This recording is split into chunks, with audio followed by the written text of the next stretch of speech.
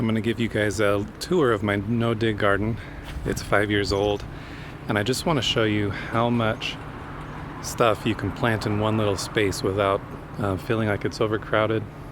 Okay, here's kind of a bird's eye of the garden. It sits on the west side of my house, and it's like I said, it's no dig, and we also don't do a lot of weeding, so you'll notice right away a lot of grass is in there.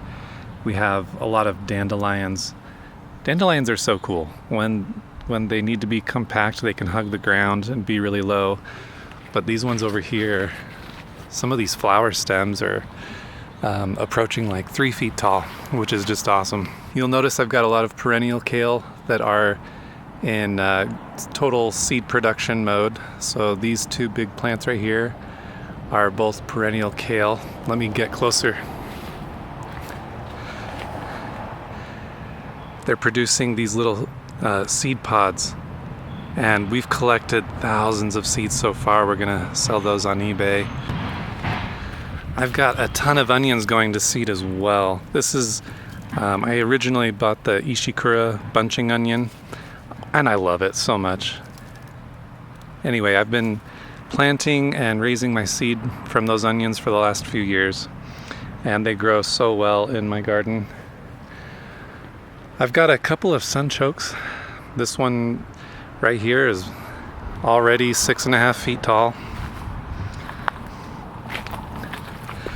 I've got some garlic chives. These chives are awesome, really delicious. They're just barely going to flower. I love saving their seeds as well.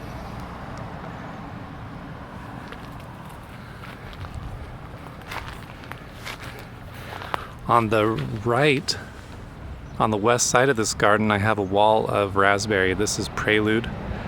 So it's actually not unique, but it's rare for raspberries in that it sets fruit on the floricane. Most raspberries set fruit on the primocane. They come up, bloom, set fruit, all in the same year, but these ones are year delayed like blackberries. I've had great success with my sun gold cherry tomato plants. These ones, I don't really do the pruning, so all the suckers and everything, this thing's just sprawling all over the garden. Got one. I had my first cherry tomato today. It tasted pretty good. I don't know if it's worth all the hype. I always hear, oh, sun gold cherry's the best, but it was good. It just didn't blow my mind. Got another fruit coming along there. Here is a perennial kale plant that was just munched by the birds. Every morning I'd come out and a group of birds would fly off this bush, but you can just see they really tore the seed pods apart. So unfortunately, this plant's going to be underrepresented in my seed packets. I got a true leaf wildflower mix and spread that out in the garden, and it's done fantastically well. I've got some California poppy. I've got some straw flower over there. This one wasn't with the mix. I actually transplanted this from another part of the garden, but this is blanket flower. It's thriving and doing really well. And then I don't have any blossoms yet, but there's plenty of cosmos. Here's a cosmos plant. There's a few more by the tomato. I've got this giant lamb's quarter. Again, just weeds everywhere. We don't really weed, but you can see the plants don't really seem to mind. All of them, the tomatoes, the weeds, the flowers, there is no space, but they're all growing together and they seem to love it. I've got a bunch of these white flowers here. I'm not really sure what these are, but they're really nice. One of my biggest projects right now is getting raspberries spread all over the property. This is an example right here. This is a Joan Jay variety, so it's thornless, which is going to be really nice. This is a transplant.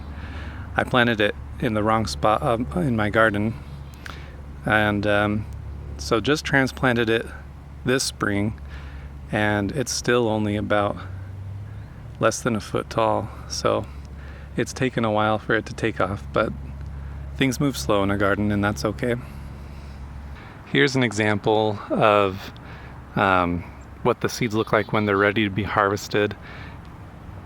Right before they're ready, they turn this pale green. This one still has some water content in it, but what you're looking for is when they get all kind of pruny. They get like a raisin, like this one here.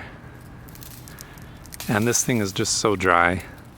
But anyway, if you just a little rub and that thing opens wide open, and the seeds fall out. But we've come out here every day, and we just pick for 5 or 10 minutes.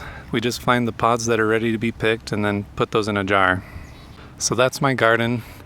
You can see there are patches with bare soil, but for the most part I'm trying to let anything and everything grow. Seems like the more the merrier. They feed off each other, they help each other out. They each serve different purposes. Some are living mulch, some bring in the pollinators, some act as trellises or support, and together they all just kind of work it out.